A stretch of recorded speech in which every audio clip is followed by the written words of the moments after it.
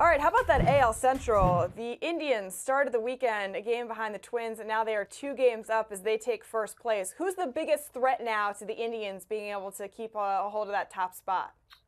Well, I think the biggest threat is the Indians just staying healthy. I mean, they're so far. On the first day of spring training, they might have been the only flawless team in baseball. Now they've had some injuries, some guys have struggled, but when you see the way Bauer pitched in his last start, so I think they're going to win the division probably by a wide margin. But to pick one team, you would pick the Royals, and they've won 7 out of 8.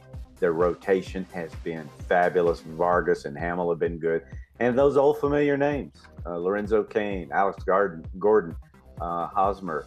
They are hitting again. So I think all of us who love this game, we want to see one more run with this guy because Hosmer and Moustakas are free agents at the end of the season. Escobar is a free agent. You don't know how much longer they're going to be able to keep the band back together, but they've done everything right the last 5 or 6 years in Kansas City. So maybe they got one more run, and the way they're playing lately, it looks like that could be the case, and hopefully it is. Yeah, Richard, how big of a dilemma could that be at the trade deadline that, they could be looking at a fire sale or they could be looking at potentially competing? Yeah, I don't think the normal answer would be the normal answer for the Royals. Their general manager, Dayton Moore, is, and the hardest thing to do in sports is to evaluate yourself, scout yourself. I think he'll take a very realistic look at it. Like, where are we?